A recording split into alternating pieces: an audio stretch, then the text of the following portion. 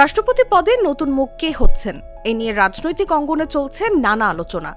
আগামী আগস্ট মাসে দেশের নতুন রাষ্ট্রপতি নির্বাচন করতে পারে সরকার, এমন ইঙ্গিত মিলেছে সংশ্লিষ্ট মহল থেকে, যদিও এখনও আনুষ্ঠানিক ঘোষণা আসেনি।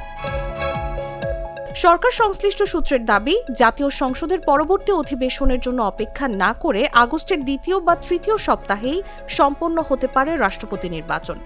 এদিকে বিএনপির ভেতরে সম্ভাব্য প্রার্থী হিসেবে সবচেয়ে বেশি আলোচনায় রয়েছে দলটির মহাসচিব মির্জা ফখরুল ইসলাম আলমগীরের নাম। দলীয় সূত্র বলছে, দীর্ঘদিনের রাজনৈতিক অভিজ্ঞতা, দলের কঠিন সময়ে নেতৃত্ব দেয়া এবং গ্রহণযোগ্যতার বিষয়গুলো বিবেচনায় মির্জা ফখরুলকে এগিয়ে রাখা হচ্ছে। তবে এ বিষয়ে এখনও বিএনপির স্থায়ী কমিটিতে চূড়ান্ত কোনো সিদ্ধান্ত হয়নি। এর আগে রাষ্ট্রপতি মোহাম্মদ শাহাবুদ্দিনের পদত্যাগের পর জাতীয় সংসদের স্পিকার দায়িত্ব পালন করছেন রাষ্ট্রপতির। সংবিধান অনুযায়ী রাষ্ট্রপতির পদ শূন্য হওয়ার 90 দিনের মধ্যে নতুন রাষ্ট্রপতি নির্বাচন করতে হবে।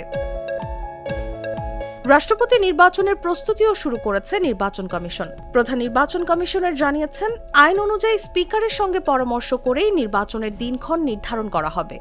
সংসদ সদস্যদের ভোটেই নির্বাচিত হবেন দেশের নতুন রাষ্ট্রপতি। এখন সবার নজর রাষ্ট্রপতি পদে শেষ পর্যন্ত কাকে মনোনীত করে বিএনপি, আর সেই সিদ্ধান্তের উপরই নির্ভর করছে দেশের পরবর্তী রাষ্ট্রপতির নাম। নিউজ ডেস্ক, জাগো নিউজ।